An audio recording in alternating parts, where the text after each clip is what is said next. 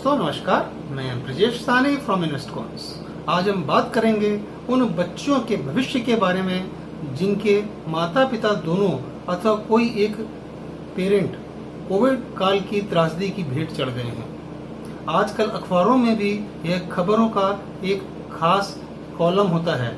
कौन कौन सी सरकारें ऐसे बच्चों की सहायता करना चाह रही हैं, कौन कौन से प्लान्स उनके लिए लाए जा रहे हैं।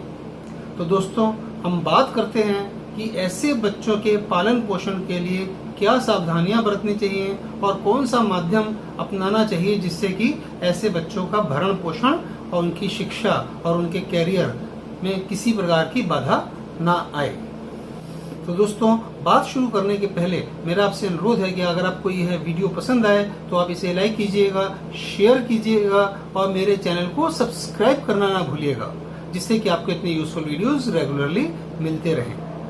किसी के भी माता पिता के मृत्यु किसी भी दिशा में उसकी भरपाई नहीं की जा सकती, लेकिन कुछ सावधानियां बरतकर कुछ ऐसे कार्यक्रम के थ्रू हम ऐसे बच्चों के भविष्य के बारे में सही निर्णय ले सकते हैं जिससे कि उनके कैरियर, उनकी शिक्षा, उनके बाकी के जीवन के बारे में वो आराम से अपना जीवन निकाल सकें। अब मैं आपको कुछ पॉइंट वाइज समझाने की प्रयत्न करूंगा। तो सबसे पहली चीज जो हमारे सामने आती है किसी की मृत्यु के बाद, तो वो है कि बच्चे को मिलने वाला फाइनेंशियल आधार। माता पिता दोनों की मृत्यु अथवा माता या पिता में से किसी एक की मृत्यु के बाद सिंगल पेरेंट द्वारा भी बच्चे का निर्वहन इतना आसान नहीं है और दोनों ही दिशाओं में इस गणना की बेहद आवश्यकता है। तो मृत्यु के उपरांत बच्चे को या सर्वाइविंग पेरेंट को मिलने वाले फाइनेंशियल आधार की गणना बेहद जरूरी है। बकायदा ब्लैक एंड व्हाइट में एक पेपर के ऊपर उसकी गणना होनी चाहिए जिसमें उनकी चल व अचल संपत्ति दोनों का विवरण होना चाहिए, जैसे कि मकान, जमीन, जायदाद, mutual funds, share, bonds, PPF और अन्य स्कीमों में लगाए गए पैसे, इंश्योरेंस के पैसे और सरकार द्वारा दी जाने वाली सहायता। अगर कोई एम्प्लॉयड है तो उसकी कंपनी द्वारा मिलने वाले मृत्यु उपरांत लाभों का भी बेहद ध्यान रखना चाहिए। इन सब चीजों की गणना बेहद आवश्यक है। इससे हमको यह गणना करने में आसान रहता है कि हमको अपने फाइनेंशियल प्लान को किस दिशा में लेकर चलना है और हमारी आगे की क्या जरूरतें हैं जो बच्चे की शिक्षा में या बच्चे के बाकी के जीवन में या जो सर्वाइविंग पेरेंट है उसके जीवन में बेहद महत्वपूर्ण हो।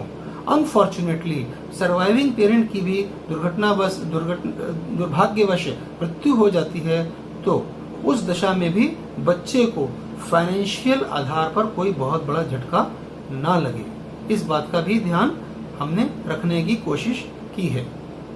इस सारी गणना में आपको एक फाइनेंशियल प्लान के तहत अपने सारे अधिकारों का, अपने सारे संभावित मानकों का इस्तेमाल करना है। जहां से भी वह पैसा आ सकता है उस सभी पैसे को एक जगह इकट्ठा करना पहली प्राथमिकता होती है। इसको करेगा कौन? सर्वाइविंग पेरेंट के मामले में तो कोई प्रॉब्लम नहीं आती है, वो यूजुअली वहाँ पर कोई लीगल ऑप्शन भी नहीं होता है, चैलेंज भी नहीं होता है। लेकिन अगर माता पिता दोनों की मृत्यु हो चुकी है तो बहुत सारे लीगल ऑप्शंस अवेलेबल होते हैं और लीगल चैलेंजेस भी आ जाते हैं। यहाँ पर सबसे महत्वपूर्ण है कि बच्चे का गार्जियन कौन होगा, लीगल गार्जियन। लीगल गार्जियन का निर्धारण पूरे परिवार में, संयुक्त परिवार में बचे हुए लोगों को अपने आधार पर नहीं करना चाहिए।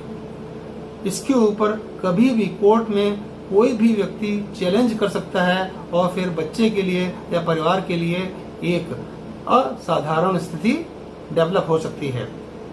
उस परिवार के ही लोगों में से भले आप किसी को बच्चे का गार्जियन बनाएं, लेकिन इसकी कोर्ट से अनुमति लेना ज्यादा श्रेयस्कर होगा।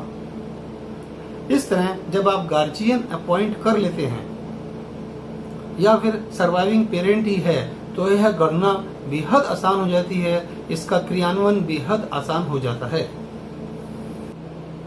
जब गार्जियन का निर्धारण हो गया है अथवा सर्वाइविंग पेरेंट ने अपने फाइनेंशियल आधार की गणना कर ली है, तो सबसे सुगम उपाय है बच्चे के नाम से एक ट्रस्ट बना लेना। उस ट्रस्ट के सदस्य सर्वाइविंग गार्जियन, उनके परिवार के सदस्य और मृत्यु की दिशा में, दोनों पेरेंट्स की मृत्यु की दिशा में जो गार्जियन है वो, और अल्टरनेट गार्जियन और बच्चे के परिवार के अन्य सदस्य हो सकते हैं, जो ट्रस्ट की कार्यान्वयन पर विधि पर नजर रख सकते हैं और पारदर्शिता को सुनिश्चित कर सकते हैं।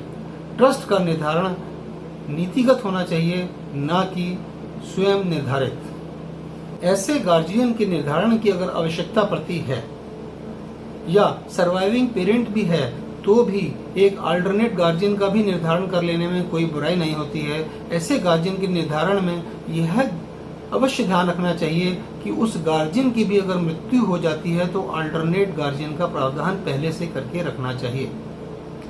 उस अल्टरनेट गार्जियन के अधिकार पहले गार्जियन की मृत्यु के उपरांत ही शुरू होते हैं। उसको क्रियान्वयन में किसी प्रकार के दखल का अधिकार नहीं होता, लेकिन वह एक ट्रस्ट का हिस्सा बन सकता है और कार्यकलापों पर नजर रख सकता है, जिससे पारदर्शिता भी बनी रहती है।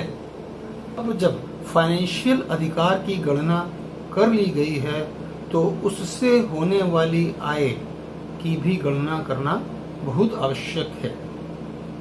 जो रिसोर्सेज, अगर सर्वाइविंग पेरेंट हैं, वह नौकरी पेशा है, तो रेगुलर खर्चों के लिए उसके पास पर्याप्त साधन हो सकते हैं। लेकिन अगर माता पिता दोनों की मृत्यु हो चुकी है तो खर्चों का निर्धारण और आय का निर्धारण करना बेहद आवश्यक है। उनके आय का निर्धारण जो आपने गणना की है, कितनी संपत्ति और परिसंपत्ति उस बच्चे को मिली है, उसी में से करना पड़ेगा। और इसमें यह ध्यान देना चाहिए कि गार्जियन या अल्टरनेट गार्जियन इस जायदाद का अपने परिवार के लिए या अपने बच्चों के लिए इंडिपेंडेंटली ना कर रहा हो। यह केवल ट्रस्ट के माध्यम से ही संभव है। किसी व्यक्ति विशेष के पर रिस्पॉन्सिबिलिटी डालने से ऐसा संभव नहीं हो पाता है। माता पिता की मृत्यु की दिशा में या अर्निंग मेंबर की मृत्यु की दिशा में आय के स्रोत या तो खत्म हो जाते हैं या बेहद लिमिटेड रह जाते हैं। नेचुरल है कि खर्चों के स्रोतों को भी कटौती करना बेहद जरूरी है। खर्चों को निर्धारण बच्चे की जरूरत के हिसाब से किया जाना चाहिए, ना कि लाइकिंग्स के हिसाब से या उस अवस्था के हिसाब से जब उसके माता पिता दोनों जीवित होते और वो कैसा जीवन व्यतीत कर रहा होता। स्थितियां बदल चुकी हैं। अब यहाँ पर स्थितियों के अनुरूप ही आय और खर्चों का निर्धारण बेहद आवश्यक है। अब आय और खर्चों के निर्धारण के उपरांत क्रियान्वयन का पहला स्टेप है हेल्थ इंश्योरेंस।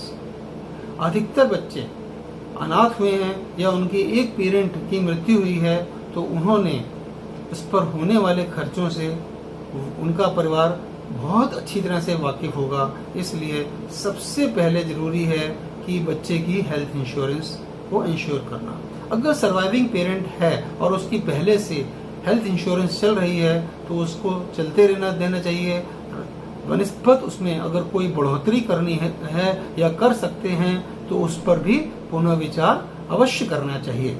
लेकिन अगर माता पिता दोनों की मृत्यु हो चुकी है तो बच्चे की हेल्थ इंश्योरेंस सबसे पहली प्राथमिकता होती है। जीवन बीमा। अगर किसी एक पेरेंट की मृत्यु हुई है तो सर्वाइविंग मेंबर को अपना जीवन बीमा रादर टर्म इंश्योरेंस प्रथम प्राथमिकता के आधार पर अवश्य लेना चाहिए, जिससे दुर्भाग्यवश अगर उसकी भी मृत्यु हो जाए तो बच्चे को दूसरा बड़ा झटका न लग पाए फाइनेंशियली। यहाँ पर अगर बच्चे के माता पिता दोनों की मृत्यु हो चुकी है तो बच्चे की इंश्योरेंस अगर बहुत छोटा है, लेने का कोई बहुत सामयिक अर्थ नहीं है, क्योंकि बच्चे की इंश्योरेंस से कोई बहुत ज़्यादा फर्क नहीं पड़ता और कुछ ना रिटर्न्स भी आते हैं, वहाँ पर पैसा वेस्ट भी हो सकता है। लेकिन अगर पेरेंट्स सर्वाइविंग हैं तो उसमें से इंश्योरेंस का महत्व बेहद अधिक है। बच्चे के 15 वर्ष होने के उपरांत बच्चे का बीमा लेना ज़्यादा श्रेयस्कर होगा। अगर माता पिता के कुछ इमूवेबल असेट्स हैं, जैसे फ्लैट, मकान, जमीन, जायदाद, तो उससे आय की संभावना तलाशनी चाहिए। उस असेट को बच्चे के बालिग होने तक बेचने से बचना चाहिए।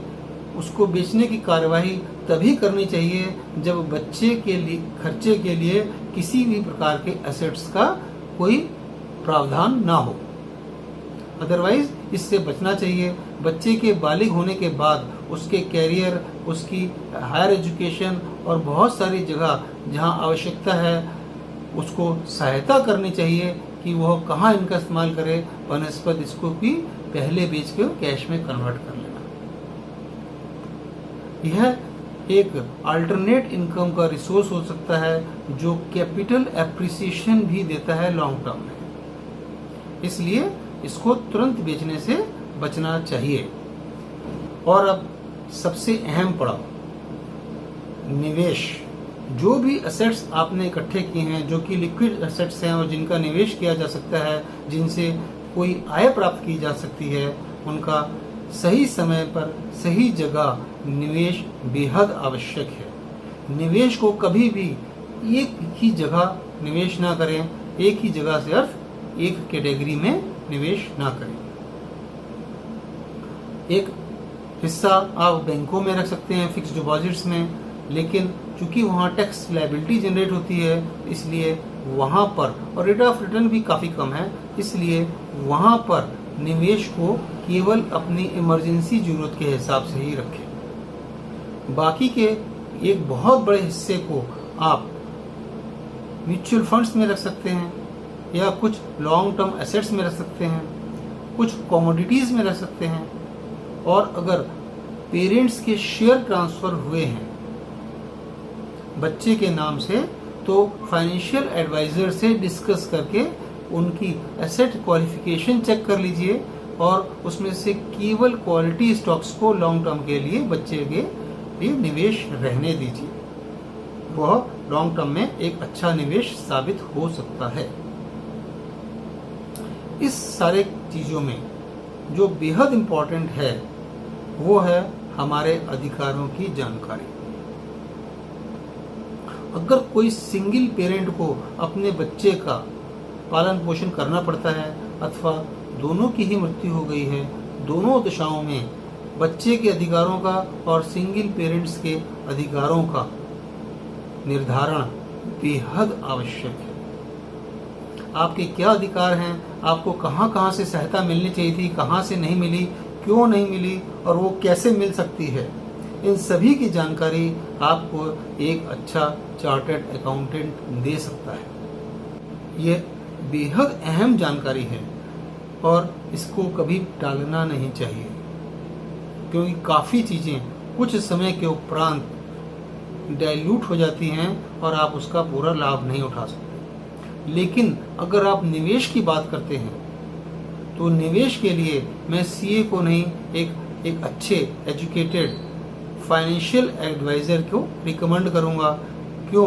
क्योंकि उसका जीवन केवल फाइनेंशियल एडवाइस की में ही बीता है, जबकि चार्टर्ड अकाउंटेंट लीगल मैटर्स और फाइनेंशियल मैटर्स के में उनकी एसेट क्वालिफिकेशन में ही निर्णय ले पाते हैं, टैक्सेस के ऊपर निर्णय ले पाते हैं। उनका एजुकेशन और उनका वैल्यू ऑफ इंटरेस्ट केवल उसी सेगमेंट में ज़्यादा रहता है, ना कि निवेश।